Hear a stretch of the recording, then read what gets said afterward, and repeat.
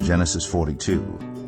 When Jacob learned that there was grain in Egypt, he said to his sons, "Why do you just keep looking at each other?" He continued, "I have heard that there is grain in Egypt. Go down there and buy some for us so that we may live and not die." Then 10 of Joseph's brothers went down to buy grain from Egypt. But Jacob did not send Benjamin, Joseph's brother, with the others because he was afraid that harm might come to him. So Israel's sons were among those who went to buy grain, for there was famine in the land of Canaan also. Now Joseph was the governor of the land, the person who sold grain to all its people. So when Joseph's brothers arrived, they bowed down to him with their faces to the ground. As soon as Joseph saw his brothers, he recognized them. But he pretended to be a stranger and spoke harshly to them. "Where do you come from?" he asked. "From the land of Canaan," they replied, "to buy food." Although Joseph recognized his brothers, they did not recognize him. Then he remembered his dreams about them and said to them, "You are spies. You have come to see where our land is unprotected." "No, my lord," they answered, "your servants have come to buy food. We are all the sons of one man. Your servants are honest men, not spies." "No," he said to them, "you have come to see where our land is unprotected." But they replied, "Your servants were 12 brothers, the sons of one man, who lives in the land of Canaan. The youngest is now with our father, and one is no more." Joseph said to them, "It is just as I told you, you are spies, and this is how you will be tested. As surely as Pharaoh lives, you will not leave this place unless your youngest brother comes here. Send one of your number to get your brother. The rest of you will be kept in prison, so that your words may be tested to see if you are telling the truth. If you are not, then, as surely as Pharaoh lives, you are spies." And he put them all in custody for 3 days. On the 3rd day, Joseph said to them, "Do this and you will live, for I fear God. If you are honest men, let one of your brothers stay here in prison, while the rest of you go and take grain back to your starving households. But you must bring your youngest brother to me, so that your words may be verified and that you may not die." This they proceeded to do.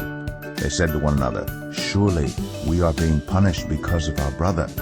We saw how distressed he was when he pleaded with us for his life, but we would not listen.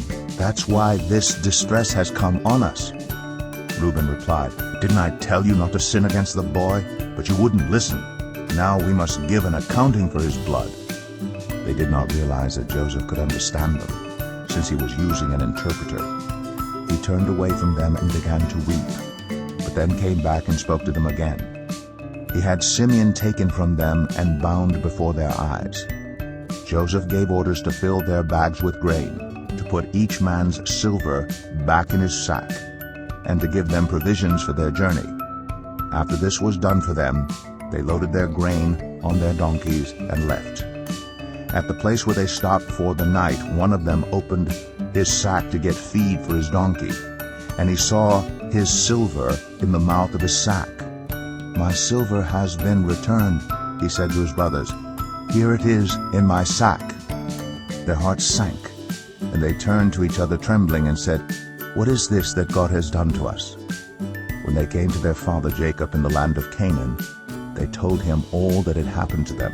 They said, "The man who is Lord over the land spoke harshly to us and treated us as though we were spying on the land. But we said to him, 'We are honest men, we are not spies. We were 12 brothers, sons of one father.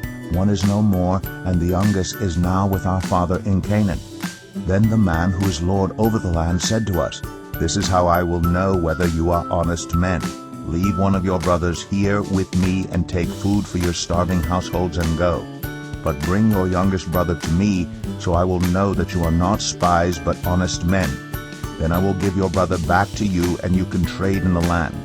As they were emptying their sacks, there in each man's sack was his pouch of silver.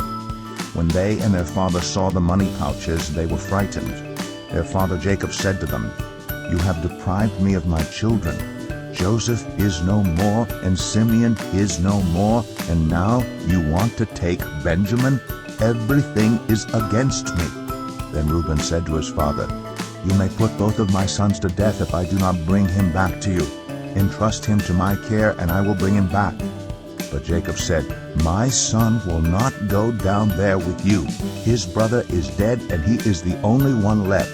If harm comes to him on the journey you are taking, you will bring my gray head down to the grave in sorrow.